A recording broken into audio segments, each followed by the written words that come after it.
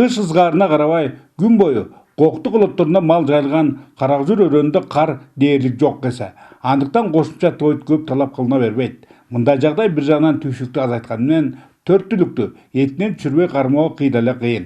Мунун кесепетинен дайым эле арбын продукция өндүрүлө бербейт. Башкалар менен бирге эле мындай аянычтуу тагдырга Тянь-Шань мамлекеттик асыл тукум заводундагылар да кабылышып, олуттуу жардамдарга муктаж. Арендада багабыз. Тойт өзүбүз камдайбыз. Мамлекет тарабынан да бир жардам болсо деген тилегибиз бар.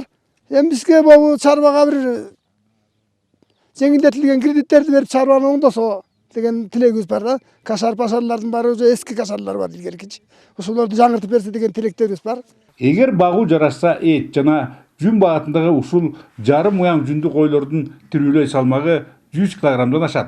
Ага кошумча теңир тоонун өтө эле катаал климаттык шартына эч агада ылайыкташкан. Бирок кезегинде жеке кызыкчылык көзөлгөн менчиктештирүү саясатында чарбадагы 50 миңге жакын жандыкты толугу менен сактап калууга мүмкүн болбой, анча мынчасы гана мамлекеттин энчисине өткөн. Учурда саны 1000ге жетип, 5 чабан асыроодо.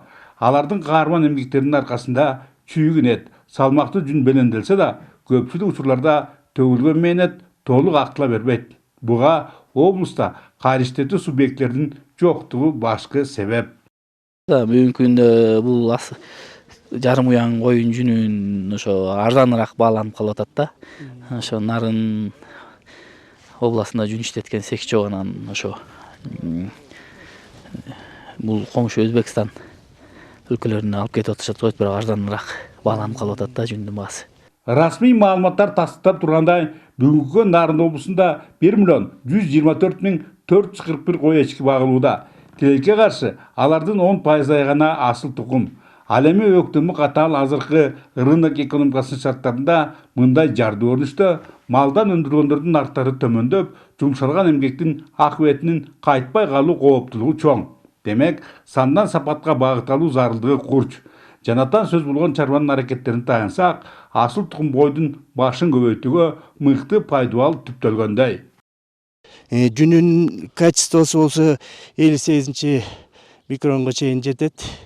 Узундугу 10 сантиметрге чейин барат.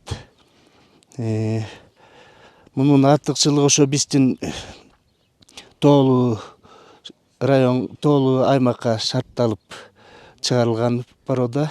Убагында кошумча тойттарды берип турабыз. Эми азыр биздики эми эле чөп менен эле чектелип калат. Жем берилбей калды, жем бербейбиз да. Кайрадан эле статистикага таянсак, 4 түлүктүн мекени делинген Нарын облусунда былтыр 2,5 миң тонна жүн жана тирүүлөй салмакта 63.600 тонна эт алынган. Бул мурдагы жылдардын көрсөткүчтөрүнө салыштырмалуу дурус болгону менен жүндү өз баасында сатып өткөрүү машакаттуу маселелердин бирине айланууда. Ушундан улам кур дегенде Тянь-Шань асыл тукум заводундагыдай мамлекеттик чаралардын телегейлерин тегиз кылууну убакыт өзү талап кылып жаткан өңдүү. Бөлекбай Шеримбеков, Айдын Төлөбеков, ЛТР, Нарын району.